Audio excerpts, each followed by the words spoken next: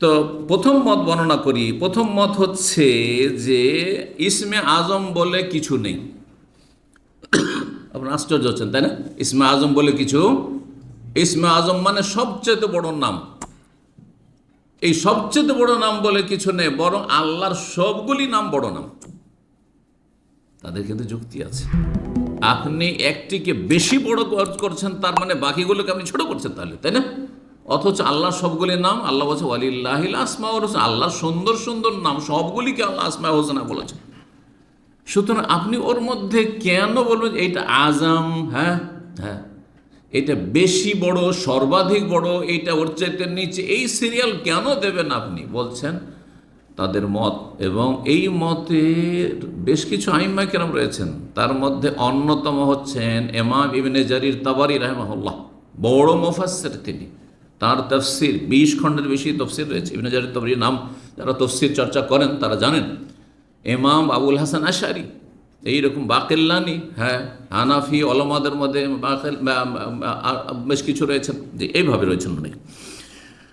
তো ইসমে আজম বলে কিছুই নেই একটি মত। তাদের কথা হলো যে তাহলে আজম যে বলা হয়েছে, হাদিসে যে বলা হয়েছে, আপনি বলছেন নেই।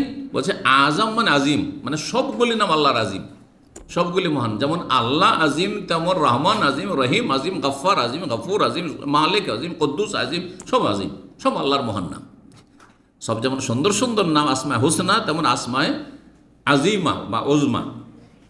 এই হচ্ছে এক নম্বর মত।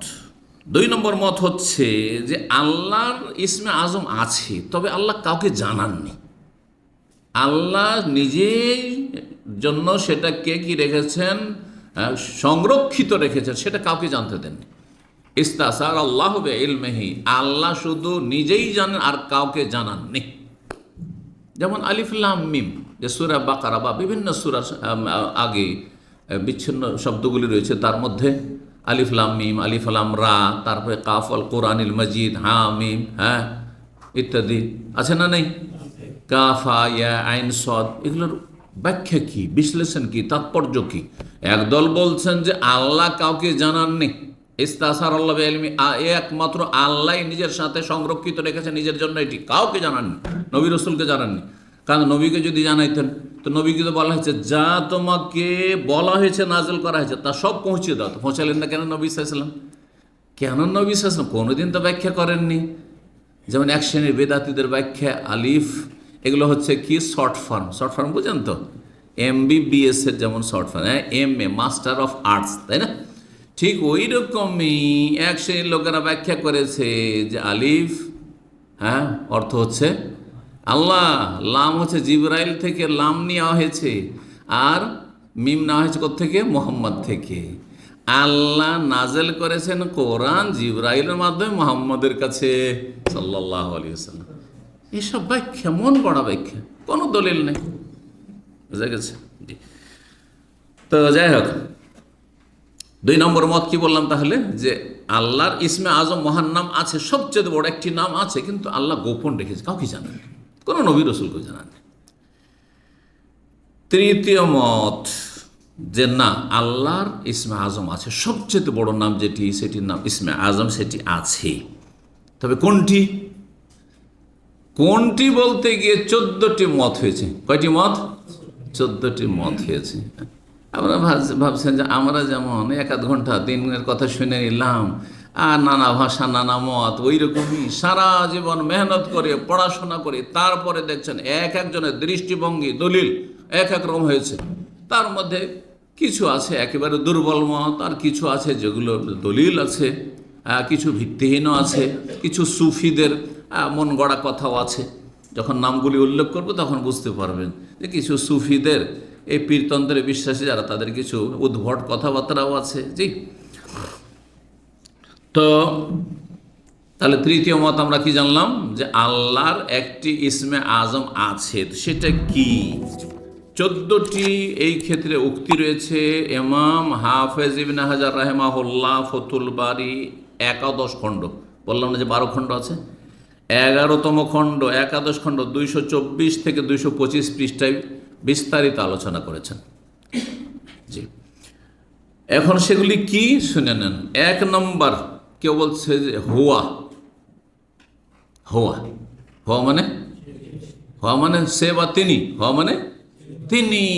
এই জন্যই সুফিরা বলে যে আমাদের মধ্যে যারা রিয়াজত আর মেহনত এবাদত বন্দি করতে করতে, জিকির করতে করতে করতে করতে একবার উচ্চ স্তরে উঠে যাবে, তাদের জিকির হচ্ছে জিকির আখাসিল খাওয়াস, স্পেশালদের স্পেশালের জিকির হচ্ছে হু হু করা। কি করা? ওই হওয়াতে যদি অফ করেন তো কি হয়ে যাবে? হু হয়ে যাবে। হওয়া তো আমি ওয়ায়ে জবর দিলাম সেজন্য হুয়া হইলো, কিন্তু সেটা যখন অফ করবেন তখন কি হয়ে যাবে? হু। তো এই জন্য হু হু হু হু হু হু হু এই করে, কথা বুঝতে পারছেন? তাহলে বোঝা যাচ্ছে এই মতটি হচ্ছে সুফিদের মত। হ্যাঁ, আর এর কোনো দলিল খুঁজে পাওয়া যায় না। যে 4টি হাদিস বললাম আর 4টির মধ্যে একটি জয়ীফ, বাকি 3টি সহিহ বললাম, এগুলো তো কোথাও নেই। আছে? কোথাও আছে? হুয়াল্লাহুল্লাযী, কুল হুয়াল্লাহু আহাদ। হতে পারে যে সংশয়, কুল হেন বলো হুয়াল্লাহু আহাদ, যে হোয়া দিয়ে আল্লাহ শুরু করেছেন, এটাও হইতে পারে। দেখেন, দলিল বাতিলপন্থীরও আছে। যে যা বলবে সব কিছুর দলিল পাওয়া যাবে। নাস্তিকের যুক্তি নেই? নাস্তিকেরও যুক্তি আছে, ওটা দলিল হইল নাকি? হ্যাঁ, মুশরিকের যুক্তি নেই। আরে তুমি রাজার কাছে যেতে পারবে, যাও তো দেখি রাজার কাছে, যাও তো তুমি প্রধানমন্ত্রীর কাছে মোলাকাত করো তো, যতক্ষণ পর্যন্ত তোমার এলাকার এমপি থেকে একটা সুপারিশ না নিবে আর একটা অ্যাপয়েন্টমেন্ট না নিবে, আর এই সেই কত যে পাই তারা, তারপরও চান্স পাওয়া যায়নি, ঠিক না? তো কেন যাবে ডাইরেক্ট? তুমি ওসিলা ধরো। হ্যাঁ, বুঝতে পেরেছেন? অথবা তুমি মাজারওয়ালার কাছে, এই যে মাজারে শুয়ে আছে এরাই দিবে তোমাকে, তুমি যেতেই পারবে না অত দূরে আল্লাহর কাছে। মুশরিকদের, মাজার পূজারীদেরও আর মূর্তি পূজকদেরও কি আছে? যুক্তি আছে। যুক্তিতে সবাই মুক্তি খুঁজেছে, কিন্তু ওহী ছাড়া কোনো কিছুতে মুক্তি নেই। যারা মূর্তি পূজা করে ওদের যুক্তি নেই। বলছে না দেখে উপাসনা করলে মন লাগে না, এটা সামনে কিছু দেখলাম তখন তাতে কি হবে? হ্যাঁ, মনোনিবেশ করতে পারবো, তখন মনোযোগী হইতে পারবো, তখন মন লাগিয়ে দোয়া করতে পারবো। এইভাবে তো নূহ আলাইহিস সালামের জামানে মূর্তি পূজাই এভাবে শুরু হয়েছে, যে এরা আল্লাহর নেক বান্দা ছিল, এরা মারা গেছে, এদেরকে এত ভালোবাসি, এদেরকে না দেখলে থাকতেও পারি না, আর আমাদের ইবাদত বন্দেগীতে গাফিলতি চলে এসছে, সুতরাং এদের প্রতিমূর্তি তৈরি করে সামনে রাখি আর আল্লাহর ইবাদত। প্রথম দিকে আল্লাহর ইবাদত কিছুদিন করেছে, তারপর এই জেনারেশন মরে গেছে, তাদের আগামী জেনারেশন যখন এসছে তখন শয়তান, ইবলিশ শয়তান এসছে একবার আলখাল্লা জুব্বা লাগিয়ে শেখ সাহেব হয়ে, আর আসার পরে বলছেন তোমরা কি করছো? বলছে আল্লাহর ইবাদত করছি। আর এরা কারা? বলছে এরা আল্লাহর নেক বান্দা ছিল, এরা দুনিয়া থেকে চলে গেছেন, এদেরকে দেখলে আমাদের মনটা তৃপ্তি হয় আর এবাদতে মনটা লাগে, কিন্তু রবকে ডাকছে। বলছে তোমরা বোকা, তোমরা অত দূর পৌঁছিতে পারো 7 আসমানের ওপর, আরো আজিমের ওপর, এদেরকে ডাকো, এরাই নিয়ে দেবে। এই তো মূর্তি পূজা শুরু হয়ে গেল, অজ্ঞতার কারণে মূর্তি পূজা শুরু হয়ে গেল। এইভাবে মাজার পূজা শুরু হয়েছে। জি, এগুলো সব বাতিল ধর্ম। জি, এর কোনো অস্তিত্ব নেই। সুস্থ মস্তিষ্ক মাটিরকে পূজা করে? হ্যাঁ, চিন্তা করুন আপনি, আপনার বাবা মারা গেছে, তারপরে গিয়ে ডাক দেবেন যে বাবা খুব আলা মুসিবতে আছি, একটু উদ্ধার করেন, একটু আপনি চিন্তা ভাবনা করেন, একটু সমাধান দেন, বলবেন? অথচ বাপের মর্যাদা আল্লাহর পরে আপনার কাছে। হ্যাঁ, বাপের মর্যাদা আল্লাহর পরে নবী, তারপরেই বাপের মর্যাদা। চিন্তা করুন তো দেখি আপনি, তাহলে কোথায় গেছেন আপনি? আপনার বাবা যেমন নেকিও করেছেন, গুনাহ করেছেন, যত নেক বান্দা হন না কেন গুনাহ হইতে পারে, গুনাহ থেকে, গুনাহর ঊর্ধ্বে না, মাসুম নিষ্পাপ না। ঠিক তেমনই যাদেরকে আপনি ওলি বলছেন তারাও নিষ্পাপ না, কেউ মাসুম না। জি, আল্লাহ সঠিক বুঝদান করুন। তো যারা বলেছে যে আল্লাহর ইসমে আজম আছে, 1 নম্বর হয়ে গেল তাহলে হু, 2 নম্বর হচ্ছে আল্লাহ, আর এটা সবচেয়ে শক্তিশালী মত। শোনেন এখানে, 2 নম্বর হচ্ছে আল্লাহর সবচেয়ে বড় নাম হচ্ছে ইসমে আজম হচ্ছে আল্লাহ। জি, 3 নম্বর হচ্ছে আল্লাহ আর রহমান আর রহিম, আর রহমান আর রহিম, এগুলি আল্লাহর ইসমে আজম। 4 নম্বর মত হচ্ছে আর রহমান আর রাহিম আল হাইয়ুল কাইয়ুম। 5 নম্বর হচ্ছে শুধু আল্লাহ হাইয়ুল কাইয়ুম, এগুলো ইসমে আজম। আল হাইয়ুল কাইয়ুমের দলিল সহিহ হাদিস রয়েছে মর্মে। 6 নম্বর হচ্ছে আল হান্নান আল মান্নান বাদিউস সামাওয়াতি ওয়াল যুল জালালি ওয়াল ইকরাম আল হাইয়ুল কাইয়ুম, এই সবগুলি হচ্ছে ইসমে আজম। 7 নম্বর হচ্ছে বাদিউস সামাওয়াতি ওয়াল যুল জালালি ওয়াল ইকরাম। 8 নম্বর হচ্ছে শুধু যুল জালাল ওয়াল ইকরাম। 9 নম্বর হচ্ছে আল্লাহু লা ইলাহা ইল্লা হুয়াল আহাদুস সামাদ আল্লাযী লাম ইয়ালিদ ওয়া লাম ইউলাদ ওয়া লাম ইয়াকুল লাহু কুফুয়ান আহাদ। এই সম্পর্কে হাদিস বেশি সহি, যে আল্লাহুম্মা ইন্নী আসআলুকা বিআন্নী আশহাদু আন্নাকা আনতাল্লাহ লা ইলাহা ইল্লা আনতা আল আহাদ আস সামাদ আল্লাযী লাম ইয়ালিদ ওয়া লাম ইউলাদ ওয়া লাম ইয়াকুল লাহু কুফুয়ান আহাদ। এটি এটি কয় নম্বর মত বললাম? 9 নম্বর। 10 নম্বর হচ্ছে রব। আল্লাহর যে রব নামটি রয়েছে এটি হচ্ছে আল্লাহর ইসমে আজম, কারণ কোরআন হাদিসে অধিকাংশ দোয়াগুলি রব্বে বা রব্বানা দিয়ে আছে। চিন্তা করে দেখুন আপনি, রব্বে হাবলি মিনাস সালিহিন, রব্বে ইশরাহ লি সদরি, রব্বানা হাব লানা মিন আজওয়াজ, রব্বানা আতিনা ফিদ দুনিয়া হাসানা, রব্বানা যালামনা আনফুসানা। হ্যাঁ, আছে না নেই? তো রব, এবং রব মানে পালনকর্তা, প্রতিপালন, যিনি শুরু থেকে শেষ পর্যন্ত প্রতিপালন করেছেন এবং করছেন। মাতৃগর্ভে আসার আগে যখন শুক্রবিন্দুর আকারে বা শুক্রবিন্দুর অস্তিত্ব ছিল না, সহবাসের আগে, বাপ মায়ের সহবাসের আগে, তখনও আল্লাহ রাব্বুল আলামিন তার কি করছেন? প্রতিপালন করছেন, প্রতিপালন। না হলে দেখা যাচ্ছে অনেকে বিয়ে শাদী করছে কিন্তু শুক্রাণু কাজ করছে না। শুক্রাণুতে ওই যোগ্যতা নেই, বাচ্চা দেওয়ার যোগ্যতা নেই, ঠিক কিনা? তাহলে ওখান থেকে প্রতিপালন, চিন্তা করো প্রতিপালন স্তরগুলি কতগুলি স্তর পার করে এসেছে। আপনি কি চিন্তা করেছেন যে আমাদের ভাতের থালায় এই থালা ভর্তি আপনার ভাত যখন সামনে চলে আসে, কোনো দিন চিন্তা করে এই নিয়ামত নিয়ে যে কতগুলি স্টেজ পার করে আমার টেবিলে অথবা দস্তরখানে এই খানাটা পৌঁছেছে, এই ভাতগুলি, শুধু ভাত, তরি তরকারি বাদ দেন, শুধু ভাত নিয়ে চিন্তা করেন তার আগে কতগুলি স্তর পার হয়েছে। সর্বশেষ যে স্তর সেটা হচ্ছে আপনার স্ত্রী অথবা আপনার ছেলে মেয়ে যে কেউ হোক না কেন আপনার সামনে ভাতটা রেখেছে, তার আগে পাকশাক করেছে, তার আগে কত কি করেছে, তারপরে সেটা কোন জমি থেকে সেই ধানটা এসে উৎপন্ন হয়ে এসেছে, আর সেটা কত স্তর তার পার করে এসেছে। যদি আল্লাহ রাব্বুল জমিনকে এমনভাবে শুকিয়ে দিতেন যে জমিন অনাবাদ হয়ে গেল, কোথা থেকে আসতো এই রিজিকটা বলুন তো দেখি? একটা দানা কোত্থেকে আসতো? আর আপনি এতগুলো ভাত ফেলে দিচ্ছেন, রুটি ফেলে দিচ্ছেন, নষ্ট করছেন আপনি। আর বাসি আমি খাই না, কত ভদ্রতা দেখাচ্ছেন, আমি বাসি খাই না, পাকশাক করলেন আর খেতে পারলেন না, ফেলে দিলেন, প্রতিদিন ফেলে দিচ্ছেন। হিসাব দেবেন কী করে? এত সহজ, এত সহজ। আমি আমার সফরে বেশ কিছু দিনী ভাইয়েরা যারা দূর থেকে খুবই কাছের ছিল, দূরে থেকে খুব কাছের ছিল, তারা আমার সাথে বিভিন্ন যে দাওয়াতি সফরগুলো ইউকেতে হইল তাতে আমার সাথে ছিলেন। কিন্তু মাঝে মধ্যে দেখতাম প্রতিদিন একটা দাওয়াত, আর একটার বেশি দাওয়াত না, বলে দুপুর ছাড়া রাত্রে কোনো দাওয়াত নেই, কারণ আমাকে আগে সুস্থ থাকতে হবে আর তারপরে আপনাদের দাওয়াত নিতে হবে, এটা আমার ফর্মুলা। তো দেখছি যে খাওয়া দাওয়া করতে গিয়ে কেউ মাছ ছেড়ে দিচ্ছে, রেখে দিচ্ছে, কেউ গোস্ত রেখে দিচ্ছে, আর কেউ একটু ঝোল রেখে দিচ্ছে, কেউ ভাত রেখে দিচ্ছে, বেশি হয়ে গেল আর খেতে পারছি না। তো আমি দেখলাম যে না, প্রত্যেককে সংশোধন করে দেবো, কারণ এরা আমাদের মাশাআল্লাহ দিন যথেষ্ট বুঝেন, কিন্তু এই বিষয়গুলি, সূক্ষ্ম বিষয়গুলি হালকা হয়তো মনে করছে। নবী সাল্লাল্লাহু আলাইহি ওয়াসাল্লামের একটি হাদিস শুধু বললাম, বলছেন নবী সাল্লাল্লাহু আলাইহি ওয়াসাল্লাম যে একটা ভাত বা একটা দানা খাবার যদি পড়ে যায় আর মাটিও লেগে যায়, সেটাকে মুছে পরিষ্কার করে ধুয়ে খেয়ে নাও। কেন? ফাইন্নাকুম লা তাদরুনা ফি আইয়াতিহিনাল বারাকা, কারণ তোমরা জানো না যে কোনটা দানাতে বরকত আছে। হয়তো যেটা খেলেন পেট পুরে তাতে বরকত ছিল না, যেটা ওই ফেলে দিলেন একটা দানা ওতেই বরকত আছে। যে একটু ঝোল সামান্য থেকে গেছে তাতেই বরকত আছে, ওই ওই জায়গাটিতে বরকত ছিল সেটা আপনি নষ্ট করে দিলেন। সুতরাং আপনার জীবনে বরকত হয় না, আপনার রুজিতে বরকত হয় না, আপনার ছেলে মেয়েতে বরকত হয় না। জি, যার ফলে আলহামদুলিল্লাহ নিজের কথা বলতে হয় না।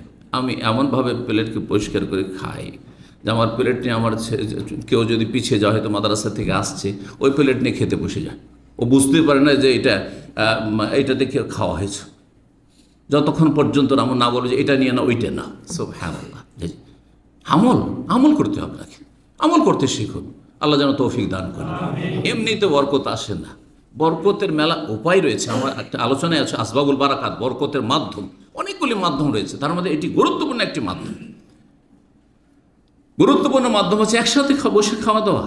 গুরুত্বপূর্ণ মাধ্যম হচ্ছে যে আপনি আল্লাহ শুকরিয়া আদায় করবেন, হাড়ে হাড়ে আপনি টের পাবেন যে সুবহানাল্লাহ, আজকে কত সুন্দর রিজিক পাচ্ছি, যদিও ডাল ভাত পাই না কেন, সবজি ভাত খাই না কেন, কেউ তো একটা টুকরো রুটি পাচ্ছে না, খাবার পাচ্ছে না, পানি পৌঁছেছে না, ঔষধ তাদের কাছে পৌঁছানো যাচ্ছে না। সুবহানাল্লাহ, তারা আমাদের মুসলিম ভাই বোন, আল্লাহ তাদের হেফাজত করেন এবং আল্লাহ রাব্বুল জালেমদেরকে ধ্বংস করেন। জি, তো বলছিলাম আমল করার কথা। আমলে ত্রুটি রয়েছে। জি, মাশাআল্লাহ, দেখলাম যে আমার বলা তারপর থেকে তারা যেহেতু মাঝে মধ্যে থাকে, তো সুবহানাল্লাহ দেখছি না আমল করা শুরু করেছে। তাহলে অনেকের আমাদের আমল করার ইচ্ছা আছে, কিন্তু আমরা এগুলোকে মনে করছি যে এগুলো কোনো ফ্যাক্টরি না, এটা কোনো ব্যাপারই না, বেশি হয়ে গেছে। আমি বলি যে যদি বেশিও হয়, আমার সামান্য একটু, প্রথম কথা আমি বেশি নেব না। আমি যতটা খেতে পারবো, জয় পিস খেতে পারবো ততটাই নেব, তার বেশি নেব না। তারপরে যদি দুই একটা বেশি হয়েও যায়, 2-4 লোকমা বেশি হয়ে যায়, তখন মরে যাবো না তো আমি এর জন্য অসুস্থ হয়ে যাব না তো। সুতরাং বরকতটা নষ্ট না করে আমি খেয়েই ফেলবো, তারপরে আমি একটু বিরতি দেবো, আর খাবো না। আপনার 2-3 লোকমাতে কী বা ক্ষতি হয়ে যাবে, বেশি হইলে কোনো ক্ষতি হবে না, আপনার মনের ব্যাপার। আল্লাহ তৌফিক দান করুন, বুঝার এবং আমলে তৌফিক দান করুন। তো রবের কথা বলতে এত কথা বললাম। জি, তো 10 নম্বর হচ্ছে আল্লাহর ইসমে আজম হচ্ছে রব। জি, 11 নম্বর হচ্ছে যে মাছওয়ালা নবীর দোয়া হচ্ছে ইসমে আজম, লা ইলাহা ইল্লা আনতা সুবহানাকা ইন্নী কুনতু মিনাজ জালিমিন। খুব গুরুত্বপূর্ণ দোয়া। এই জন্য ইসমে আজম আল্লামারা বলেছেন যে এতে কালেমা তৌহিদ রয়েছে, লা ইলাহা ইল্লা আন্ত, যেটি জান্নাতের চাবি। এটি যদি ইন্তেকালের পূর্ব মুহূর্তে ইখলাসের সাথে পড়তে পারেন, তো জান্নাতের দরজা অবশ্যই খুলবে, এতে কোনো সন্দেহ নেই। সারা জীবনে একটি সেজদাও করেনি কোন কাফের অমুসলিম, ইন্তেকালের পূর্ব মুহূর্তে সুস্থ মস্তিষ্কে যদি বলতে পারে লা ইলাহা ইল্লাল্লাহ, জান্নাতের দরজা অবশ্যই তার জন্য খুলবে। জি, একটি সেজদা না করেও সাহাবী জান্নাতে গেছেন, নবী সুসংবাদ দিয়েছেন। সকালবেলা কালিমা পড়েছেন, আর তারপরে কি জিহাদের ময়দানে শহীদ হয়েছেন, 1 রাকাত নামাজ পড়ার সুযোগ হয়নি। জি জি, তো কালেমা তাইয়্যিবার কত ফজিলত রয়েছে। তো লা ইলাহা ইল্লা আন্ত কালেমা তাইয়্যিবা হয়ে গেল। সুবহানাকা তসবিহ অত্যন্ত গুরুত্ব, আল্লাহকে সমস্ত ত্রুটি থেকে আর ঘাটতি থেকে, আর যেসব দোষারোপ করা হচ্ছে জালেম কাফেরদের পক্ষ থেকে, আর নাস্তিক ইসলামের শত্রুদের পক্ষ থেকে, আর মুশরিকদের শিরকি কর্মকাণ্ড, এই সমস্ত থেকে পাক পবিত্র আল্লাহ রাব্বুল আলামিন। জি, সুবহানাকা হয়ে গেল, তসবিহ হয়ে গেল, তৌহিদ হলো, তসবিহ হলো, ইন্নী কুনতু মিনাজ জালিমিন, আর নিজের ভুলের অঙ্গীকার হয়ে গেল। মানুষ যখন ভুল স্বীকার করে নাই, তখন ভদ্র মানুষ কখনো আর তাকে তিরস্কার করতে পারে না। যেখানে আজকাল সরি বলে নিলে যেন আগুনে পানি ঢেলে দিল। আজকাল যে ইংরেজদের ভাষায় সরি, হ্যাঁ দুঃখিত, দেখেন যে কোনো অন্যায় করে দিক সরি, ব্যাস, ঠিক না? তবে সরি কেন শিখবেন ইংরেজের কাছ থেকে? কোরআন থেকে শিখুন, ইন্নী কুনতু মিনাজ জালিমিন, আল্লাহ আমি জালেম, আর তুমি আমার জুলমে ধরনি, সেই জন্য আমি বেঁচে আছি আর সুস্থ আছি, নাহলে কিছুই থাকতো না আমার। প্রথম মানুষ আদম আলাইহিস সালাম, আমাদের পিতা, চিন্তা করুন, প্রথম স্বীকার করছেন রব্বানা কি যালামনা আনফুসানা, আমি জুলুম করেছি, আমার স্ত্রী জুলুম করেছে, প্রথম স্বীকার। কোম্পানিতে কাজ করেন আপনারা, যে কোনো জায়গায় কাজ করেন, আর কাজ করার অভিজ্ঞতা আপনাদের আছে নিশ্চয়ই। যতই ভুল করে দেন না কেন, যদি স্বীকার করেন স্যার ভুল করেছি, স্যার দুঃখিত, স্যার হ্যাঁ স্যার ক্ষমা করে দেন, শেষ, আমি অন্যায় করেছি স্যার, মায়া হয়ে যাবে, অবশ্যই মায়া হবে। আর মানুষের মায়া না হইতে পারে, কিন্তু রবের তো অবশ্যই, আর হাবুর রাহিমিন তিনি, ঠিক না? আল্লাহু আকবার। সুতরাং এই দোয়াটি অত্যন্ত গুরুত্বপূর্ণ। ইউনূস আলাইহিস সালামের দোয়া, ইউনূস আলাইহিস সালামের দোয়া, পৃথিবীতে এমন কোনো জেল হতে পারে না যেই জেল ইউনূস আলাইহিস সালামের মাছের পেটের জেল চাইতে কষ্টকর হইতে পারে। সেখানে আল্লাহ হেফাজত করেছেন, সেখান থেকে আল্লাহ বের করেছেন, এত সহজ বিষয় নয়। জি, তো অন্তর থেকে পড়তে হবে, ইখলাসের সাথে পড়তে হবে, রবের সাথে সম্পর্ক মজবুত করার চেষ্টা করতে হবে। আল্লাহ আমার যেন সকলকে তৌফিক দান করেন, আল্লাহ বোঝার তৌফিক দান করেন, ভালো আমলের তৌফিক দান করেন, নিজের নিয়ে চিন্তা করার তৌফিক দান করেন, নিজের নিয়ে ব্যস্ত থাকার তৌফিক দান করেন, দিন দুনিয়া আল্লাহ আমাদের ভালো করুন।